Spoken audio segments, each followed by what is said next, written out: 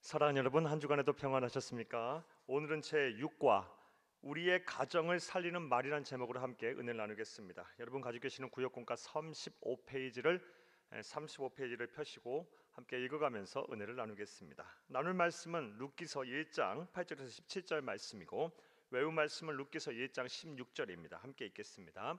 룻이 이르되 내게 어머니를 떠나며 어머니를 따르지 말고 돌아가라 관건하지 마옵소서. 어머니께서 가시는 곳에 나도 가고 어머니께서 머무시는 곳에 나도 머물겠나이다. 어머니의 백성이 나의 백성이 되고 어머니의 하나님이 나의 하나님이 되시리니. 자, 읽겠습니다. 룻기는 이스라엘 역사 중 사사 시대를 배경으로 하고 있습니다. 사사 시대는 영적으로 암흑기로서 사람들에게는 옳고 그름의 기준이 없었습니다. 사사 시대는 영적인 암흑기 주쳐놓습니다. 사사기 17장 6절에 보면 그저 자기가 옳다고 생각하는 대로 행동했다고 합니다. 그러다 보니 사회는 기강이 없었고 윤리도 없었습니다. 무엇보다 영적으로 침체되어 우상을 섬기는 등 영적 간음이 심했습니다. 그리고 세상이 이처럼 어두우니 가정이 온전할 리도 없었을 것입니다. 이러한 때 룻기는 주칩니다. 사사시대의 어두움을 환하게 비추는 보석과 같은 이야기로 채워져 있습니다. 특별히 룻기의 주인공들이 하는 말들이 그러합니다. 따라서 룻기를 읽을 때 그들이 하는 말들에 초점을 맞추어 읽게 되면 큰 은혜와 도움을 얻게 될 것입니다.까지 쫓아놓습니다. 자, 이제 생각해 보겠습니다. 자, 이제부터 또 주칩니다. 구원받은 백성들인 우리들이 우리의 가정을 살리기 위해 가정에서 반드시 해야 할 말들은 어떤 말일까요? 주쳐놓고 오늘 전체 내용에 대한 이제 문제제기입니다. 우리의 가정을 살리는, 가정을 환히 비추는 그런 행복으로 비추는 말을 우리는 해야 할 텐데 어떠한 말들을 해야 할까요? 첫째로 하나님께 복을 비는 축복의 말을 해야 합니다. 주쳐놓고 축복의 말 동그라미 쳐놨습니다.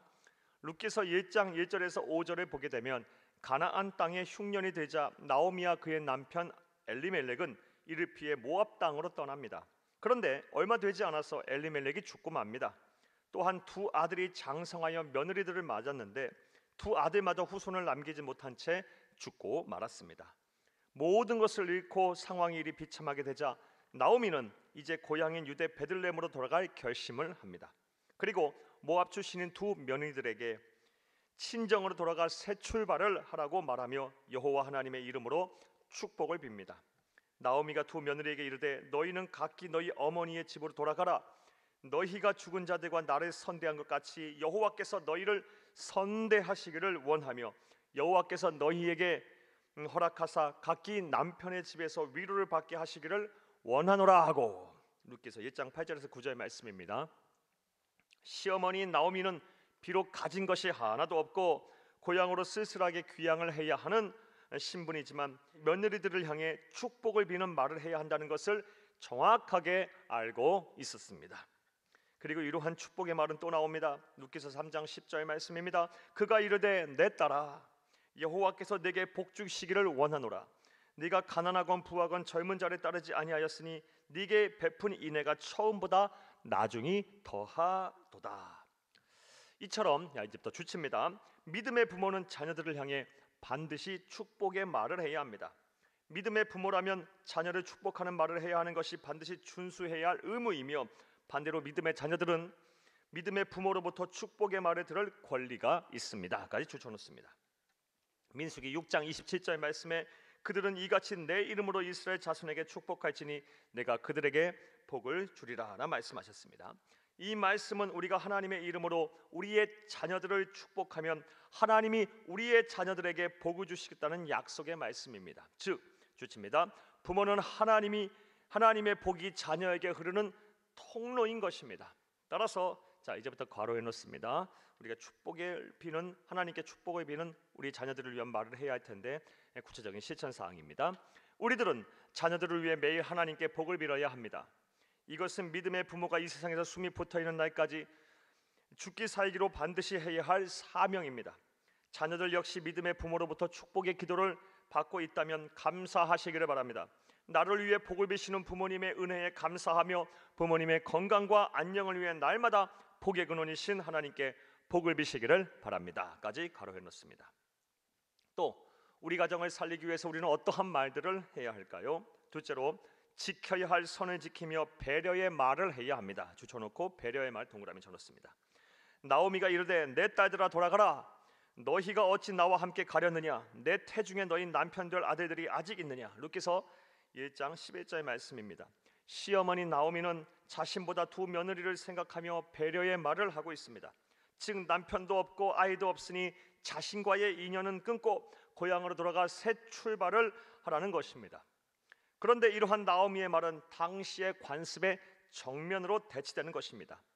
당시 사회는 철저하게 부의 중심의 사회였기 때문에 그는 며느리들에게 자신의 부양을 당연하게 요구할 수 있었습니다. 하지만 나오미는 위세를 부리지 않았습니다. 욕심도 부리지 않았습니다. 주저하지 않고 남편을 잃은 두 며느리들에게 친정으로 돌아가서 새 출발을 하도록 배려하였습니다.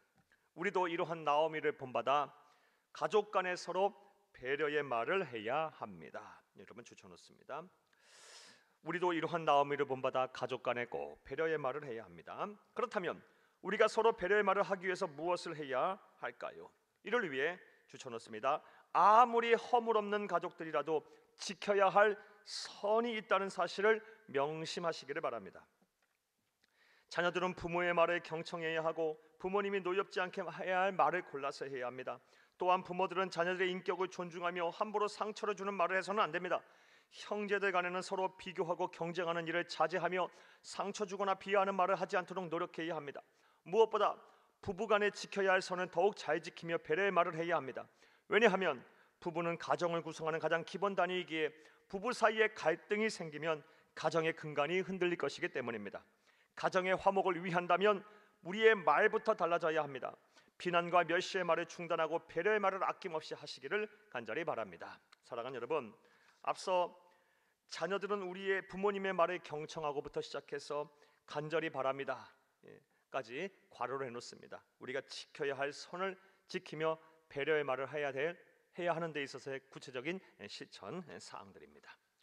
또 우리의 가정을 살리기 위해서 우리는 무슨 말을 해야 할까요? 셋째로 주침에서 함께 읽습니다. 나보다 남을 먼저 생각하는 헌신의 말을 해야 합니다. 여러분 헌신의 말에 동그라미 쳐놓습니다.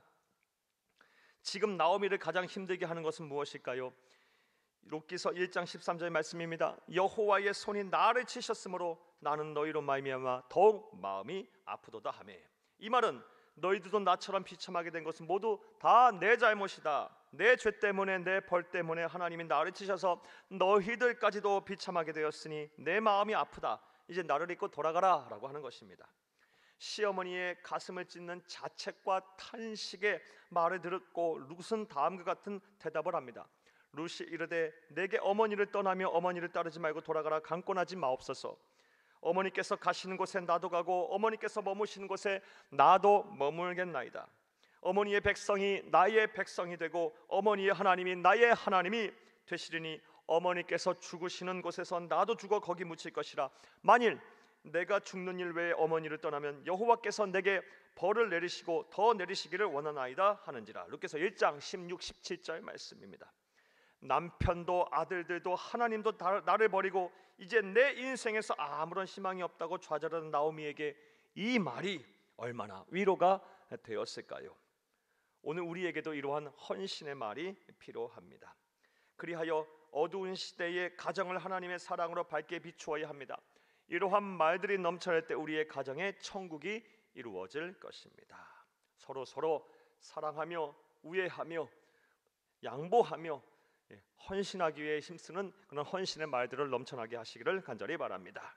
자, 사랑하는 여러분, 설 명절에 즈음하여 그 어느 때보다 하나님이 원하시는 가정은 어떠한 모습인지에 대한 진지한 고민이 있으셨으면 합니다. 그런 후에 오늘보다 내일이 기대가 되는 소망의 가정, 오직 하나님만을 섬기고 전하는 믿음의 가정, 하나님의 사랑으로 충만한 사랑의 가정을 이루시기를 바랍니다. 이를 위해 그 무엇보다 주칩니다. 말조심을 해야 합니다. 말을 가려서 해야 합니다. 축복의 말, 배려의 말, 헌신의 말을 풍성하게 해야 합니다. 아까 추천놓습니다. 부디 여러분의 가정이 행복한 가정이 되어 어두운 시대를 등불처럼 밝히는 가정이 되기를 간절히 주의 이름으로 축복합니다. 할렐루야. 말씀과의 만남을 보겠습니다. 1번, 부모는 하나님의 복이 자녀에게 흐르는 통로입니다. 부모로서 우리에게는 자녀들에게 어떤 말들을 해야 할까요? 복을 비는 축복의 말들을 많이 해야 합니다. 2번 보겠습니다. 천국이 이루어지는 가정이 되려면 우리의 가정에 어떠한 말들이 넘쳐나야 할까요? 지켜야 할 선을 지키며 하는 배려의 말들을 해야 합니다. 사랑하는 여러분, 자녀들을 노엽게 하지 마시기를 바랍니다. 또 자녀들은 부모의 말에 경청하시기를 바랍니다. 형제들 간에 서로 비교하는 말을 하지 마시기를 바랍니다. 상처를 주는 말들을 하지 마시기를 바랍니다. 무엇보다 부부 간에 지켜야 할 선을 잘 지키며 배려의 말 하시기 바라고, 나아가서 헌신의 말들을 많이 하시기를 부탁을 합니다. 그리하면 여러분의 가정이 여러분의 말가닥에 천국이 될 것입니다. 3번 보겠습니다. 가정을 위해 기도하고 있는 기도 제목을 함께 나누고 서로의 가정을 위해 기도합시다. 사랑하는 여러분, 가정은 하나님께서 세우신 가장 완벽한 공동체 중에 하나입니다. 가정이 화목해야 사람은 화목한 것입니다. 부디 여러분의 가정이 하나님의 은혜로 말미암아, 섭리로 말미암아 화목하게 바랍니다. 하시는 일들마다 잘되고 형통하게 바랍니다. 이를 위해 구역 안에서 서로 여러분들의 가정들을 위해서 중보하며 기도하시기 바랍니다. 그리하면 여러분의 기도를 통해 하나님께서 여러분의 가정들에게 복을 주실 것입니다. 반드시 잘되고 형통케 하실 것입니다. 화목하게 하실 것입니다. 무엇보다 가족 구원의 꿈이 다 이루어지게 될 것입니다. 이런 은혜와 복이 여러분의 가정에 충만하기를 간절히 주의 이름으로 축복합니다. 감사합니다.